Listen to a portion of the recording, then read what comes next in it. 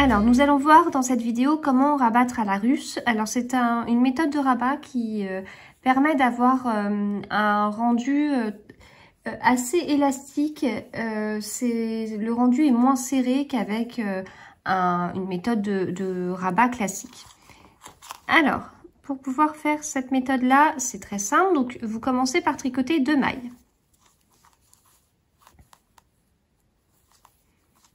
Voilà. Donc, les mailles se trouvent sur l'aiguille droite. Et ensuite, avec l'aiguille gauche, on va venir les piquer par le brin avant. Voilà. Et là, on laisse nos aiguilles comme ça. Et puis, on tricote ces 2 mailles ensemble. Hop. Voilà. On tricote la maille suivante. Et puis, avec l'aiguille, on va venir mettre, vous voyez, l'aiguille gauche dans les 2 brins avant des mailles qui sont sur l'aiguille droite.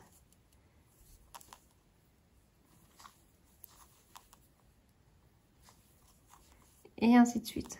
Donc, quand je rabats, là, je serre pas trop. Alors, je tricote pas trop lâche non plus. Mais vaut mieux, à la limite, tricoter un tout petit peu lâche que trop serré. Mais bon, si vous tricotez, normalement, il n'y a pas de souci.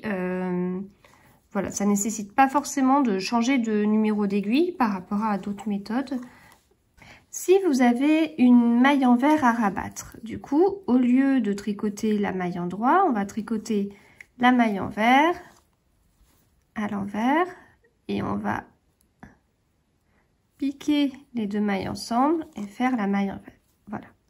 Donc, dans le cas de côte 1-1, donc là, comme c'était mon cas en fait à la base, on va tricoter une maille endroit, je pique les 2 mailles, je les tricote ensemble, je passe mon fil devant, je tricote ma maille envers, je pique dans les 2 mailles,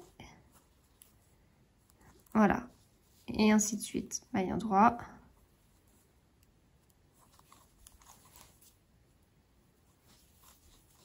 hop, les 2 mailles ensemble, je passe le fil devant, maille envers et je pique,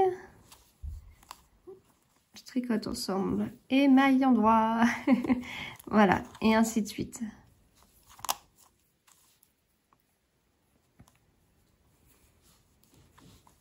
Voilà, et vous voyez la différence là, c'est quand on rabat que des mailles endroit, donc sur des côtes, ça se voit beaucoup. Ici, c'est quand on rabat une fois une maille endroit, une fois une maille envers. Donc c'est plus discret. Voilà, c'est mieux adapté à... Si vous avez des côtes à rabattre, c'est mieux adapté de rabattre une maille, enfin les mailles comme elles se présentent en fait. C'est souvent ce qui est indiqué dans les explications.